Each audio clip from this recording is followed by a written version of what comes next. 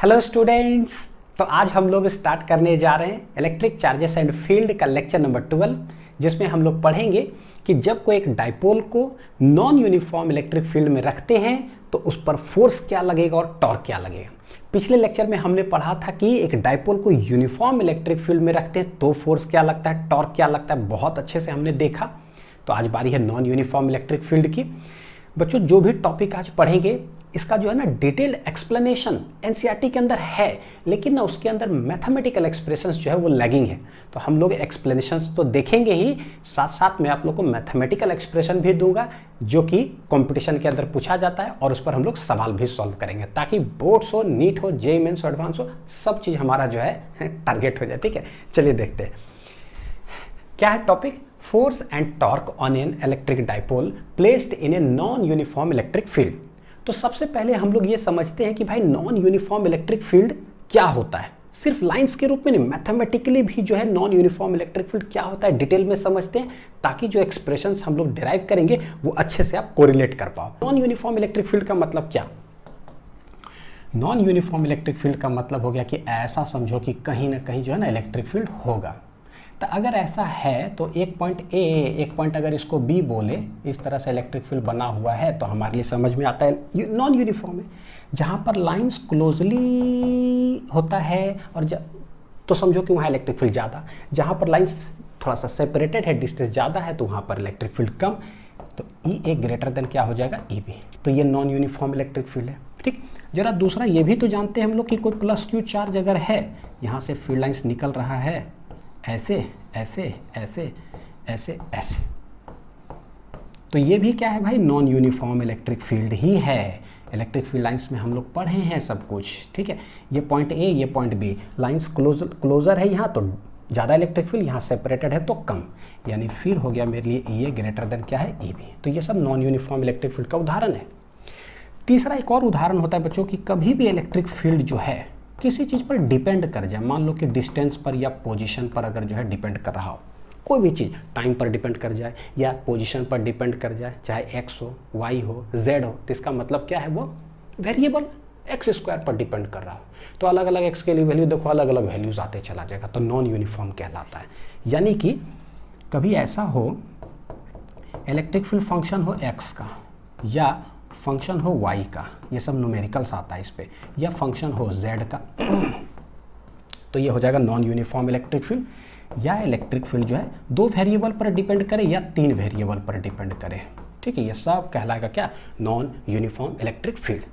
अब ऐसे electric field में जो है ना एक डाइपोल को हम रख देंगे, फिर देखेंगे कि उस पर फोर्स क्या लगता है, टॉर्क क्या लगता है। चलिए देखते हैं बच्चों। एक चीज़ देखो, एक चीज़ बता देता हूँ आप लोग को, वर्क एनर्जी पावर का फिर से एक यूज़ अभी हम पढ़ेंगे। अभी जरूरत पड़ेगा पता है कॉन्सेप्ट ऑफ पार्शियल डिफरेंशिएशन का, जो कि एक्सप्लेन इन डिटेल है इस लेक्चर के अंदर, फीलिंग के साथ, कि क्यों जिंदगी में जरूरत पड़ गया पार्शियल डिफरेंशिएशन का, क्यों हम डेल्टा टेढ़ा करके लिखेंगे तो मेरे जिंदगी में क्या हो जाएगा वो एक्सपीरियंस जो है वो यहाँ work energy power lecture 2 conservative and non conservative force के अंदर जो है ये है। ठीक है, तो इसको आप देख लीजिएगा, जरूर जरूरत पड़ने वाला है।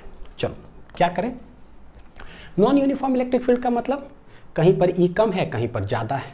तो बोलते हैं कि एक डाइपोल रखा हुआ है, एक लेट, एक डाइपोल रखा हुआ है, this is minus Q, this is क्या है, plus Q. Non uniform electric field है तो मान लो कि यहाँ पर इलेक्ट्रिक फील्ड है ई, लेट डाइपोल का जो लेंथ है अब हम एल मान लेते हैं, 2a भी लिख सकते हैं, लेकिन चलो डेरिवेशन करने जा रहे हैं तो लेट एल लेंथ है।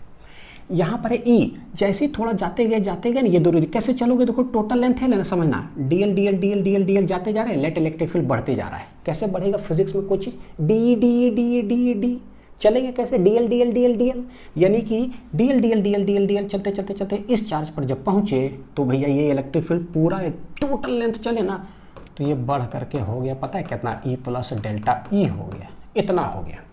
ठीक है, बताओ कि फोर्स क्या लगेगा। कोई बात नहीं, the net force on the dipole होगा क्या। तो देखो फोर्स कैसे निकालते हैं बच्चों, क्यू ई है ना, वेक्टोरियली लिखते हैं, ये है माइनस क्यू, और इस पॉइंट पर इलेक्ट्रिक फील्ड कितना है ई, और इस पॉइंट पर इलेक्ट्रिक फील्ड कितना है ई प्लस डेल्टा ई। ठीक है, तो कैसे लिखेंगे, माइनस क्यू ई इस जगह पर है तो इतना फोर्स लगेगा इस पर, इस जगह पर कितना फोर्स लगेगा, plus Q into E plus delta E लगेगा। कोई दिक्कत नहीं है, सॉल्व करते हैं। तो minus Q E plus Q delta E, ये हो गया। देखो माइनस क्यू प्लस क्यू चला गया, हेंस ये आ जाएगा कितना, क्यू इंटू डेल्टा ई। पता है एनसीईआरटी के अंदर बच्चों क्या किया है, एनसीईआरटी के अंदर ना इसका सिर्फ एक्सप्लेनेशन है कि भाई फोर्स लगेगा, फोर्स उधर लगेगा, वहाँ नहीं लगेगा, ये सब सिर्फ एक्सप्लेन कर दिया गया। ठीक, मैं क्या कर रहा हूँ, एक्सप्लेनेशन के साथ साथ ना मैथमेटिकल एक्सप्रेशंस भी डाल दे रहा हूँ, जिससे कि बोर्ड्स भी कवर हो जाएगा, एनसीईआरटी भी कवर हो गया और मेरा नीट जेईई में जो फॉर्मूला रिलेटेड सवाल आता वो भी कवर हो गया। ठीक है, तो सारे चीज़ कवर करेंगे। ठीक है, तो ये जो मेरे पास देखो एक्सप्रेशन आया हुआ है फोर्स का कि Q into delta E, delta E का मतलब कि टोटल लेंथ चले हम लोग कितना एल, तो उसमें टोटल चेंज हुआ है कितना, देखो यहाँ है ई और वहाँ पर हो गया ई प्लस डेल्टा ई, यानी टोटल चेंज कितना हुआ, डेल्टा ई। तो इसको हम लोग ना डाइपोल मोमेंट के टर्म्स में रखते हैं, क्योंकि जब भी मेरे पास डाइपोल होता है ना तो डाइपोल मोमेंट तो जरूर आना चाहिए। तो डाइपोल मोमेंट है क्या, तो बोले P बराबर है देखो Q इंटू दोनों के बीच की दूरी कितना है L, यानी ये पिक्चर में आना चाहिए। तो कैसे लाएं, तो थोड़ा कॉम्प्लिकेटेड लग रहा है, जब भी कॉम्प्लिकेटेड लगता है 5 कलम 20 रुपया थ्योरी। ठीक, तो देखो बच्चों 5 कलम 20 रुपया थ्योरी को कैसे मैं रिलेट करता हूँ। ये टोटल लेंथ L है ना, माइनस क्यू प्लस क्यू, यहाँ पर इलेक्ट्रिक फील्ड E है और यहाँ पर कितना है E प्लस डेल्टा E। ठीक है, देखो कैसे इससे ना रिलेट करूँगा मैं। टोटल पेन, या ऐसे लिखो, इधर लिख देते हैं पेन और इधर लिख देते हैं रुपीस। ठीक है, टोटल मेरे पास कलम है कितना, 5 कलम। कितना कलम है मेरे पास, 5 कलम, तो उसका टोटल दाम कितना होता है भैया, 20 रुपया। ठीक है, 5 कलम 20 रुपया थ्योरी, सवाल उससे कोई मतलब नहीं। 5 कलम 20 रुपया उससे मतलब नहीं, एक कलम का बताओ ना कितना दाम है, उससे फिजिक्स समझ में आता है। एक कलम का कितना होगा, वो हो जाएगा 20/5 रुपया, इसको काटेंगे तो 4 रुपया आएगा। ठीक है, अब जब एक कलम का निकल जाता है ना तो हम लोग कितना भी कलम का निकाल सकते हैं, जितना मन करे, लेट 3 कलम का। ठीक है, कोई बात नहीं, तो ये आ जाएगा 20/5 गुना 3, कितना हो जाएगा देखो, 5 चौक 20, 4 तिया कितना आ रहा है 12 रुपया। इधर रुपया रुपया रुपया, इधर कलम कलम कलम। ठीक, ये जो आया है देखिए कि क्या 20/5 गुना 3, इसको करने से आंसर आया है 12 रुपया। ये सब कोई को समझ में आता है, आपको ये समझ में आता है ना, मैं वो समझा देता हूँ मुश्किल वाला। टोटल कलम टोटल रुपया, मेरे पास क्या है, टोटल कितना लेंथ है तो टोटल कितना चेंज हुआ इलेक्ट्रिक फील्ड, और ये लेंथ लेते क्या है, डाइपोल के तरफ, डाइपोल का जो लेंथ है ना कितना टोटल, ऐसे यानी कि ऐसे बोलो, इधर लिख रहे हैं लेंथ और उधर लिखेंगे change in electric field. Change in electric field क्या है, तो बोले टोटल लेंथ, यहाँ चले यहाँ से यहाँ L अलोंग द डाइपोल, तो भैया टोटल चेंज हो गया कितना, डेल्टा E। ठीक ठाक है, लेकिन उससे फिजिक्स नहीं चलता है, टोटल लेंथ टोटल चेंज, उससे मतलब नहीं है। हर 1 मीटर में कितना चेंज हुआ वो बताओ कलम जैसा, हर 1 मीटर में कितना चेंज होगा, that is delta E divided by क्या हो गया L। ऐसे देखो है ना, हर एक में, और जब 1 मीटर में कितना चेंज होता है ये पता चल जाता है ना, तो फिर हम लोग कितना भी कलम का निकाल सकते हैं। यानी कि अब हम लोग निकाल सकते हैं क्या पता है, अलोंग द लेंथ, चलना कैसे है, DL DL DL DL DL DL DL DL DL चल करके टोटल आए हैं L along the length of the dipole. तो भैया इलेक्ट्रिक फील्ड चेंज कितना होगा, डी डी डी। आप लोगे 3 कलम तो दाम तो 3 कलम का ही आएगा ना, थोड़ा सा कम आएगा। आप लोगे लेंथ एकदम तनी को, तो इलेक्ट्रिक फील्ड चेंज कितना करेगा, एकदम तनी को। तो लेट हम लेते हैं एकदम डीएल लेंथ, डीएल, तो क्या आंसर आने वाला है देखो, डेल्टा E/L, ये बड़ा बड़ा इंटू DL। आंसर क्या आएगा ये देखो, जब हम करते हैं 20/5 गुना 3, हम पूछते हैं आंसर क्या आएगा, तो आप बोलो भैया रुपया लिखें तो रुपया रुपया रुपया ही आएगा। तो आपको क्या बोलना है पता है, चेंज इन इलेक्ट्रिक फील्ड लिखे हो ना, तो आंसर क्या आने वाला है, चेंज इन इलेक्ट्रिक फील्ड। और चेंज इन इलेक्ट्रिक फील्ड को डिनोट क्या चीज़ से करते हैं, D से, डी तनी को लेंथ लिए हो ना, तो आंसर क्या आएगा, तनी को चेंज इन इलेक्ट्रिक फील्ड। देखो बोले ना आप ये समझो, मैं वो समझा दूंगा बच्चों। ठीक है, जब पढ़ाना स्टार्ट किया था तब इसका खोज किए थे यार, बड़ी मुश्किल है। अब देखो इसको, यही चीज़ यहाँ लिखा हुआ है, इतना बटे इतना इंटू इतना ये। अब हम लोग क्या कर सकते हैं, हमें ज़रूरत था डेल्टा ई के जगह पर कुछ रिप्लेस करने का, तो बोले व्हाट इज डेल्टा ई, तो लिख सकते हैं देखो कैसे, डी ई डी बटे डी एल हो गया, देखो डी बटे डी एल आई इंटू हो गया टोटल लेंथ, यानी कि जो डेल्टा ई लिखा हुआ है उसको हम लोग उस तरह से लिख सकते हैं। तो रिप्लेस कर देते हैं बच्चों, डी बाई डी एल यानी कि फोर्स बराबर हो जाएगा क्यू, क्या आ रहा है पता है, डी ई बटे D L I into L, ये तो लेंथ मैग्नीट्यूड आया है, देखो जरा सेटिंग करके, क्यू आई इंटू अगर ये लेंथ इधर ले ले, ये तो क्या आया भैया, डी ई डिवाइडेड बाई क्या है, D L, this is force on the dipole. Q into L क्या है, dipole moment, Q into L क्या होगा, देखो डाइपोल मोमेंट, तो ये तो हो गया मेरा डाइपोल मोमेंट, जिस डाइपोल पर आप फोर्स निकाल रहे हो उसका डाइपोल मोमेंट लिखो, ये क्या है भाई, D E divided by D L, ठीक है। तो ये मेरे लिए हो गया बच्चों formula, force on a dipole. ये take that dipole on which we are finding force, ये सब बड़ी इंपॉर्टेंट है, जिस पर आप फोर्स निकाल रहे हो वो डाइपोल लो, बिल्कुल सही है। डी तो चेंज इन इलेक्ट्रिक फील्ड है, ये क्या है, डीएल डीएल डीएल डीएल, हमें वो डिस्टेंस लेना है along the length of the dipole, क्या लेना है बच्चों, along the length of the dipole, along the length of the dipole, distance along the length of the dipole, ऐसे, ठीक है। अच्छा दूसरा एक और चीज़, अगर इलेक्ट्रिक फील्ड, पता है कि डिफरेंशिएशन है, इलेक्ट्रिक फील्ड देखो क्या है ना, यहीं पर बच्चों आप लिख लो इतना दूर, फिर बताता हूँ। देखो मेरे पास जो आया है ना पीई, क्या है फॉर्मूला, एफ इक्वल टू आ गया है पी डी बटे डी एल, डी बटे डी एल, ये हो गया मेरे लिए ब्रह्मास्त्र फॉर्मूला, ठीक है। ये देखोगे क्या है, दिस इज डिफरेंशिएशन है, क्या है ये, डिफरेंशिएशन है, ठीक। लेकिन यही चीज जो है ना, देखो f इक्वल टू पी और ये ऐसे घुमा देते हैं तो बन जाता है पार्शियल डिफरेंशिएशन, क्योंकि बताता हूं, ये बन गया क्या, वही चीज को, ये बन गया पार्शियल डिफरेंशिएशन, पार्शियल डिफरेंशिएशन।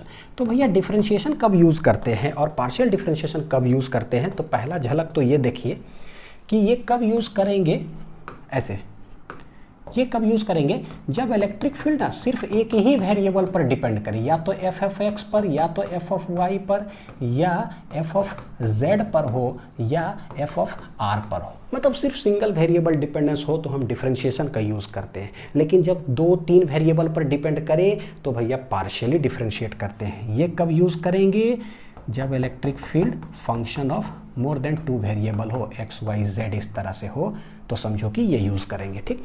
इसका उदाहरण बच्चों मैंने क्या बताया था आप लोग को ये वाला लेक्चर के अंदर, पता है क्या, कि देखो जरा क्या है, बोर्ड्स में, ऐसे समझो बोर्ड्स में ना, और नीट या जेई ले लेते हैं, ठीक। बोर्ड्स में मान लो कि फिजिक्स का एग्जाम हो रहा है ना, तो सिर्फ फिजिक्स का क्वेश्चन पेपर हमें मिलता है। नीट जेई में किसी का एक उदाहरण लो, नीट ले लेते हैं, लेट इट भी मान लो, नीट का जो एग्जाम होता है ना उसमें 3 पेपर मिलता है, मतलब पेपर तो एक है लेकिन उसके अंदर सब्जेक्ट्स कितना रहता है, 3, कौन कौन, फिजिक्स, केमिस्ट्री और बायो। यानी नीट एक ऐसा चीज़ है ना, it depends upon 3 variables. Boards में फिजिक्स का जो एग्ज़ाम है ना उसमें सिर्फ फिजिक्स का ही कैसे समझाऊँ आपको, चलो कोई नहीं, फिजिक्स का जैसे बोर्ड फिजिक्स का एग्जाम है तो उसमें सिर्फ हमको किसका क्वेश्चन मिलता है, फिजिक्स का मिलता है, ठीक है। अच्छा इसको जब हम सॉल्व करना स्टार्ट करते हैं, बोर्ड्स में फिजिक्स का क्वेश्चन मिल गया, 30 क्वेश्चन है, जब हम सॉल्विंग स्टार्ट करते हैं तो आपको नहीं लग रहा है कि विथ रेस्पेक्ट टू टाइम हो क्या रहा है, 30 क्वेश्चन में धीरे धीरे घटते जाएगा।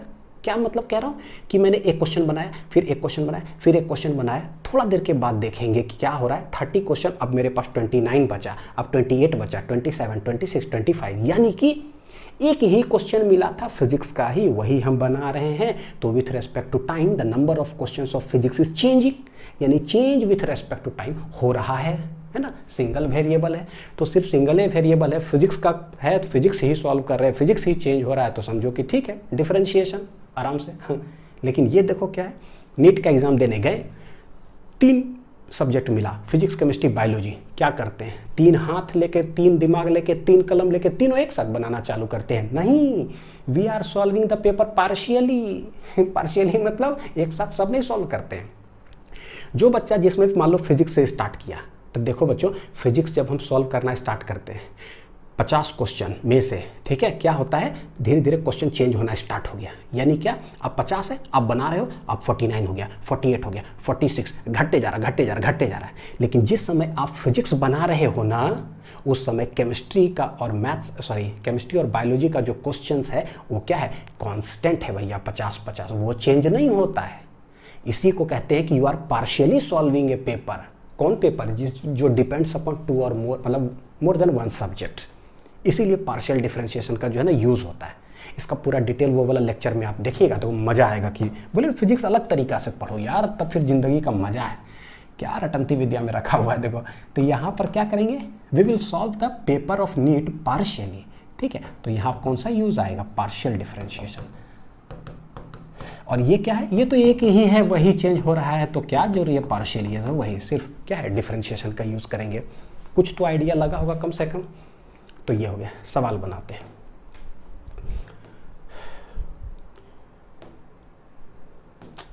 सवाल इतना दूर रहता है, इतना कॉन्सेप्ट आ जाता है। चलो ठीक है, देखो बच्चों सवाल क्या है। An electric dipole of dipole moment P not I cap, यानी कि एक डाइपोल जो है किधर रखा हुआ, देखो आई कैप की तरफ रखा हुआ है, डाइपोल मोमेंट ही डायरेक्ट दे के रखा है, कितना है पी नॉट, यानी कि अंडरस्टूड है कि कहीं ना कहीं एक माइनस और प्लस ऐसे है, तभी तो डाइपोल मोमेंट का डायरेक्शन है किधर, आई कैप की तरफ, ठीक ठाक है, रखा हुआ है। Is placed at point A x y. जब भी बोलेगा ना कि कोई एक डाइपोल है रखा हुआ है उस पॉइंट पर, तब मतलब कि कौन सा पॉइंट उसका रखा हुआ, नेगेटिव चार्ज की पॉजिटिव चार्ज की सेंटर, तो अंडरस्टूड है कि सेंटर ऑफ द डाइपोल रखा हुआ है, ठीक, यानी कि सेंटर जो है ना कहाँ पर है, पॉइंट एक्स कॉमा वाई पर है, यानी कि समझ में आ रहा है 2 डायमेंशन में एक्स वाई।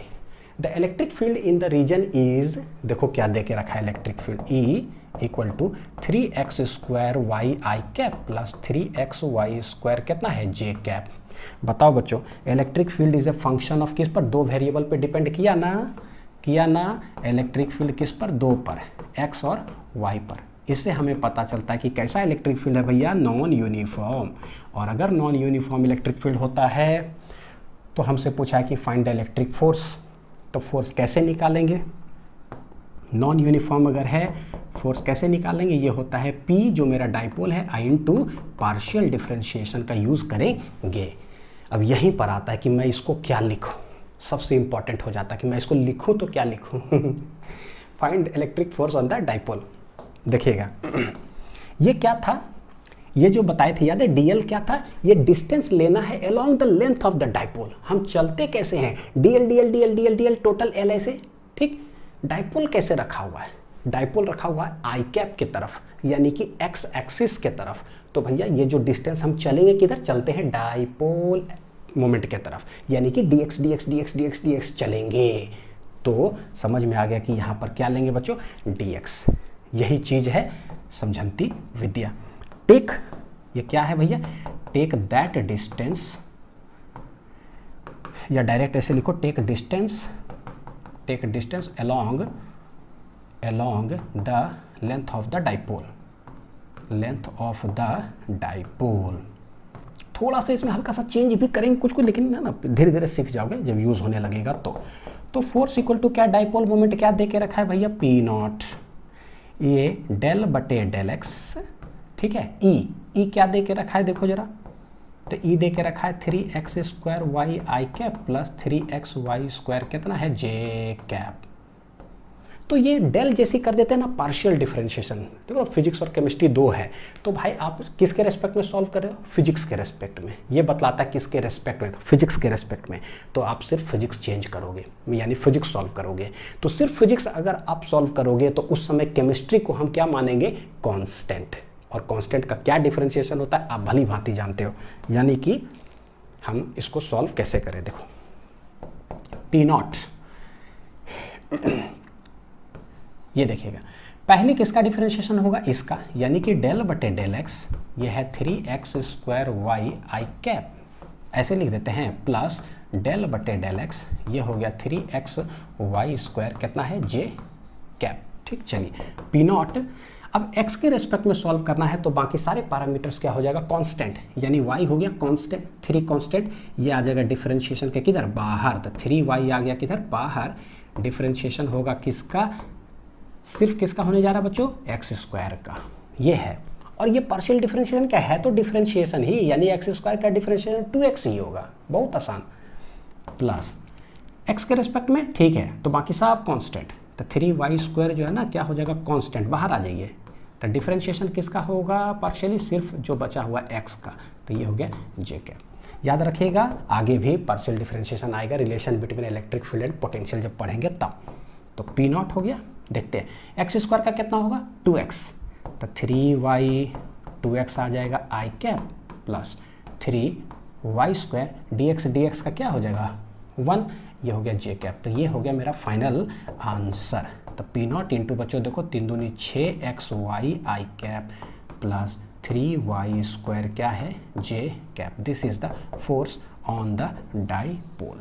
बहुत छोटा चीज़ है लेकिन क्या है ये, यानी कि जब नॉन यूनिफॉर्म इलेक्ट्रिक फील्ड होगा ना तो फोर्स जीरो नहीं होता है, क्योंकि अलग अलग जगह पे नॉन यूनिफॉर्म है तभी तो अलग अलग है, तो कुछ ना कुछ आएगा।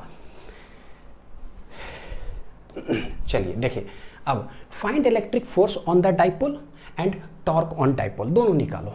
क्या है सवाल देखते जरा, एक पॉइंट चार्ज है Q यहाँ पर रखा हुआ, यहाँ से R डिस्टेंस पर, और एक डाइपोल है, तो जब भी ऐसे डाइपोल बना देगा, लिख देगा डाइपोल मोमेंट है P नॉट, R डिस्टेंस बोला है, डाइपोल मोमेंट में चार्ज वगैरह कुछ नहीं दिया है, चार्ज के बीच का डिस्टेंस भी नहीं दिया है, तो हम अंडरस्टूड डिफ़ॉल्ट मानेंगे बच्चों, नहीं भी लिखा हुआ फिर भी जो है ना हम इसको क्या ट्रीट करेंगे पता है, शॉर्ट डाइपोल। याद रखिएगा, नहीं भी बोलेगा तो भी हम इसको शॉर्ट डाइपोल ही मानेंगे, और मतलब डाइपोल बहुत छोटा है और बहुत दूरी में जो है ना एक चार्ज है, उसके वजह से जो है कुछ वहाँ पर है। अब हम क्या कैलकुलेट करें भाई, तो हम जानते हैं, क्या जानते हैं कि कोई पॉजिटिव चार्ज होता है ना, उसके वजह से चारों तरफ इलेक्ट्रिक फील्ड जो होता है कैसा होता है, नॉन यूनिफॉर्म। कैसा होता है, non uniform. Electric field lines में देखें तो भैया यहाँ से r डिस्टेंस दूरी पर जो है, अगर मैं बोलूँ कि इलेक्ट्रिक फील्ड क्या होगा इसके वजह से इलेक्ट्रिक फील्ड, तो हम जानते हैं कि क्या होता है KQ/r²। तो ये जो r पर डिपेंड कर रहा है, तो ये कैसा इलेक्ट्रिक फील्ड है, दिस इज कैसा है, नॉन यूनिफॉर्म है। क्यों नॉन यूनिफॉर्म है, क्योंकि electric field is a function of क्या है भैया, r। सीखो ये सब चीज़ छोटा छोटा। चार्ज के वजह से जैसे जैसे दूरी जाते जा रहे, इलेक्ट्रिक फील्ड क्या होते जा रहा है, घटते जा रहा है। तो ये कैसा इलेक्ट्रिक फील्ड हो गया, नॉन यूनिफॉर्म। यानी कि कहीं भी अगर एक चार्ज हो, कोई भी दूरी पर जा करके इलेक्ट्रिक फील्ड सब जगह नॉन यूनिफॉर्म है। अब क्या करता है, यहाँ पर एक डाइपोल रख दिया, क्या रख दिया यहाँ, डाइपोल, और बोलता है क्या, इसका डाइपोल मोमेंट है P, इसी डायरेक्शन में, देखो गौर करके, है ना, जिधर r ऐसे आ रहा है उसी डायरेक्शन में जो है डाइपोल मोमेंट एक रख दिया गया। बोलता है कि इस पर फोर्स निकालो, तो हमारे पास फॉर्मूला क्या है डाइपोल पर फोर्स निकालने का, नॉन यूनिफॉर्म में, वो है फोर्स इक्वल टू होता है, कौन सा डाइपोल पर निकाल रहे हो वो लिख दो, I × ∇E डिवाइडेड बाई क्या, ये नीचे, ये होता है क्या, along the length of the dipole में हमको डिस्टेंस लेना है। तो भैया along the length of the dipole में, डाइपोल का तो लेंथ दिया नहीं कि A 2A है या L 12 है, तो कौन सा डिस्टेंस हम ट्रीट करें, तो जिस चार्ज की वजह से ऐसे डिस्टेंस आ रहा है ना उसी डायरेक्शन में, कौन सा डिस्टेंस है वो r। कौन सा डिस्टेंस है बच्चों, r। यानी कि हमको लेना होगा वेरिएशन क्या चीज़, r का। ठीक, अब एक चीज़ देखो, अगर ये दो वेरिएबल पर डिपेंड करेगा तो पार्शियल डिफरेंशिएशन, सिर्फ सिंगल वेरिएबल पर डिफरेंशिएशन, तो बोलेंगे सिंस इलेक्ट्रिक फील्ड जो है फंक्शन ऑफ सिर्फ r, सिंगल वेरिएबल, तो भैया पार्शियली तो सॉल्व करने का मतलब नहीं है, सो डिफरेंशिएशन। बोर्ड में गए, केमिस्ट्री का पेपर मिला तो सिर्फ केमिस्ट्री सॉल्व करेंगे, सिंपल, सीधे डिफरेंशिएट, यानी सीधे चेंज होते जाएगा, यानी कि मीनिंग समझ में आ रहा है। तो हम देखते हैं यहाँ पर कैसे निकाले फोर्स, बोलेंगे फोर्स ऑन डाइपोल जो हो जाएगा, ये हो जाएगा कितना है, P not into del E, del नहीं, अब तो डिफ्रेंशिएशन यूज करेंगे, तो डी ई बटे क्या हो जाएगा डी आर, तो पी नॉट हो गया पी नॉट डी बटे डी आर इलेक्ट्रिक फील्ड। तो डाइपोल तो यहाँ है भैया, हम जो इलेक्ट्रिक फील्ड लेते हैं वो कौन लेते हैं, एक्सटर्नल इलेक्ट्रिक फील्ड। जो नॉन यूनिफॉर्म इलेक्ट्रिक फील्ड है तो वो किसके वजह से यहाँ पर होगा, इस चार्ज के वजह से। आर डिस्टेंस पर निकालना है, ये आर डिस्टेंस हमेशा सेंटर ऑफ द डाइपोल तक लेना है, क्योंकि शॉर्ट डाइपोल है तो सेंटर तक ले लो। तो ये कितना आएगा इलेक्ट्रिक फील्ड, के क्यू बटे कितना हो जाएगा आर स्क्वायर। मेरे ख्याल से सारा पैरामीटर्स बच्चों समझ में जरूर आ रहा होगा कि हम लोग कर क्या रहे हैं, वो ज़्यादा जरूरी है। तो पी नॉट के और क्यू तो कांस्टेंट है, तो के क्यू कांस्टेंट बाहर आ गया, तो डिफरेंशिएशन हो जाएगा डी बटे डी आर, किसका 1 बटे आर स्क्वायर का। 1 बटे आर स्क्वायर को कैसे लिखोगे, आर टू द पावर -2 ले लिए, ठीक है। चलिए पी नॉट के क्यू, ये -2 का डिफरेंशिएशन कैसे होता है, x के पावर -n, तो ये हो जाएगा n इंटू एक्स के पावर, x ने है r के पावर n-1, एकदम ठीक ठाक है ना। तो ये -2 के क्यू पी नॉट, -2 के क्यू पी नॉट, ये आर के पावर कितना आएगा -3, नीचे जाएगा बच्चों क्या आ जाएगा आर के पावर 3। तो this is force on the dipole, ये आ गया। अच्छा एक और चीज़, ये जो नेगेटिव साइन जब आता है या पॉजिटिव साइन आता है ना, ये हमें बतलाता है कि what is the nature of the force, attraction या रिपल्सन, अट्रैक्शन या रिपल्सन। तो ये जो आया है ना नेगेटिव साइन जो आएगा बच्चों, वो बतलाएगा कि फाइनली दोनों के बीच जो है ना अट्रैक्शन होगा, और पॉजिटिव साइन अगर आ गया तो समझो कि ये क्या है, रिपल्सन। समझाता हूँ कि ये कैसे है, ठीक है। नेगेटिव साइन अट्रैक्शन, देखिएगा किसके बीच में अट्रैक्शन भैया, तो है तो डाइपोल ऐसे रखा हुआ, यानी कि अंडरस्टूड है डाइपोल मोमेंट इधर है, का मतलब कि ये -q चार्ज यहाँ समझो +q चार्ज ऐसे हो, है ना, तभी तो डाइपोल मोमेंट इधर है, नेगेटिव से पॉजिटिव। देखो कि जो नज़दीक में ये चार्ज कैसा है, ये है पॉजिटिव, ये चार्ज और इस चार्ज के वजह जो नज़दीक है दोनों कैसा है, ऑपोजिट नेचर। ऑपोजिट नेचर क्या करेगा, अट्रैक्शन, और ये है दूर है, ठीक है, प्लस रिपल्सन, तो दूर है रिपल्सन, लेकिन नज़दीक में कौन है, अट्रैक्शन। तो नेट इफेक्टिव तो हमारा स्ट्रॉन्गर वाला होगा ना, यानी कि अट्रैक्शन हमें दिखेगा। तो दिस डाइपोल पर जो फोर्स लगेगा ना वो अट्रैक्शन फोर्स लगेगा, और ये डाइपोल इधर भागना चालू करेगा, ठीक है। तो ये फोर्स कैसा होगा, अट्रैक्शन फोर्स, अट्रैक्शन फोर्स। तो उम्मीद है कि देखो समझ में आया होगा। एक चार्ज के वजह से डाइपोल पर निकाले। अब एक सबसे हाईलाइटेड सवाल आता है बच्चों, पता है क्या, दो डाइपोल दे दिया, अब हमसे पूछता है find electric force of interaction between the dipoles. अच्छा इस पर जो था एक और चीज़ हम लोग को बोला था निकालने के लिए ना, क्या बोला था, टॉर्क ऑन डाइपोल निकालो। टॉर्क बराबर क्या, तो सीखे थे P क्रॉस E जो है वो यूनिफॉर्म के लिए भी वैलिड है, नॉन यूनिफॉर्म के लिए भी वैलिड है। तो जरा निकालते हैं भाई कि इस पर टॉर्क क्या होगा। Torque torque torque on dipole, torque on dipole.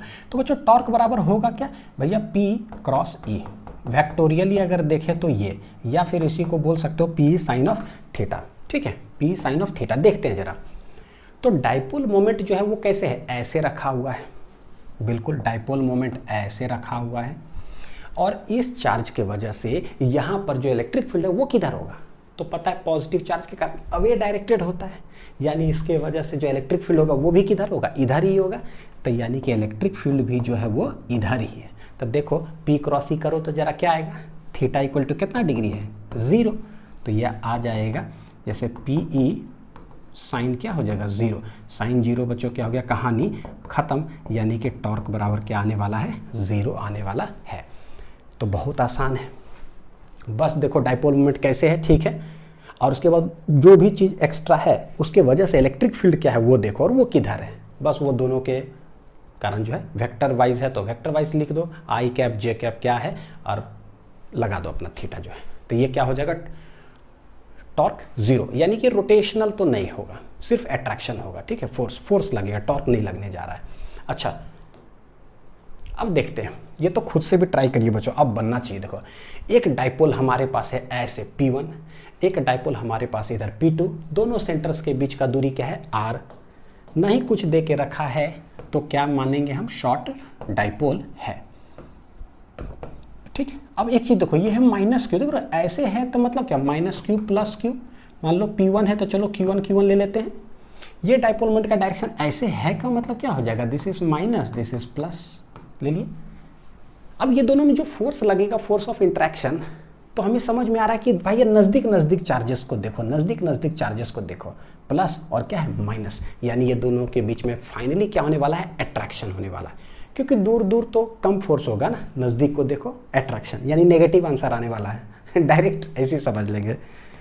निकाले किस पे, तो लेट हम लोग निकालते पता है क्या, फोर्स निकालते हैं इस पर, ठीक है, force on dipole 2, dipole P2, तो इस पर निकालेंगे एक डाइपोल पर, तो भैया इलेक्ट्रिक फील्ड होना चाहिए वहाँ पर। तो इलेक्ट्रिक फील्ड किसके वजह से होगा, इलेक्ट्रिक फील्ड इसके वजह से होगा, है ना। अब चाहे कोई चार्ज लो या कोई एक डाइपोल ही लो, उस डाइपोल के वजह से कुछ दूरी पर इलेक्ट्रिक फील्ड क्या होगा पता है, electric field with respect to distance घटता ही है, यानी फिर से जो होगा इसके वजह से यहाँ पर जो इलेक्ट्रिक फील्ड होगा वो कैसा होगा, नॉन यूनिफॉर्म, है ना। तो फोर्स ऑन डाइपोल P2 निकालेंगे इसके कारण ड्यू टू डाइपोल P1। तो देखो कैसे करेंगे बच्चों, समझना, ये डाइपोल क्या है भाई P2, तो इसके सेंटर पर ये तो हो गया, ठीक है।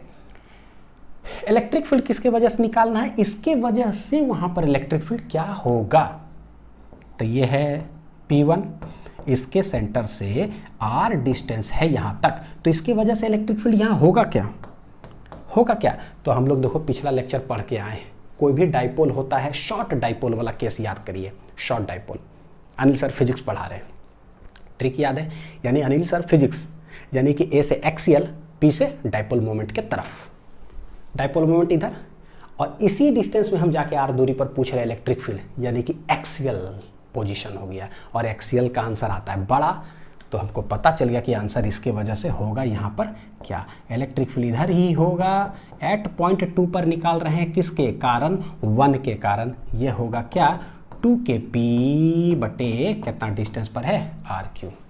बच्चों समझ में आया क्या, ये कौन सा है पता है, ई एक्सियल है, एक्सियल। देखो एक डाइपोल मोमेंट हो P, ठीक है, यहाँ से R दूरी पर अगर हम बोले कि इलेक्ट्रिक फील्ड बताओ कि यहाँ क्या होगा, तो ये भाई कौन सा पॉइंट है, ये एक्सियल पोजीशन कहलाता है, जो कि आंसर आता है 2kp डिवाइडेड बाई RQ। देखो ऐसे इलेक्ट्रिक है मतलब क्या, this is minus this is plus, हम लोग कैलकुलेट किए थे माइनस प्लस, ऐसे एक्सियल पोजीशन पर शॉर्ट डाइपोल है तो 2kp बटे RQ आता है, किसके कारण निकाल रहे, P1 के कारण, तो ये P1 हो गया। जिस जगह पे निकाल रहे हैं 2 पर, तो लिखेंगे E2 किसके कारण, 1 के कारण, तो बाद में तो वही चीज लिखा हो, देखो 2 पर निकाले 1 के कारण, तो इलेक्ट्रिक फील्ड निकल गया इधर, डाइपोल मोमेंट है इधर, हम लोग करें क्या, फोर्स निकालना है, क्या निकालना है, फोर्स। तो देखो कैसे लिखोगे, फोर्स निकाल रहे हैं ऑन डाइपोल 2, तो डाइपोल भी कौन सा लेंगे 2। इलेक्ट्रिक फील्ड कैसे लिखेंगे, इलेक्ट्रिक फील्ड सिर्फ एक वेरिएबल पर डिपेंड करा, तो डिफरेंशिएशन का यूज करो, तो DE डिवाइडेड बाई क्या लिख दे, DR।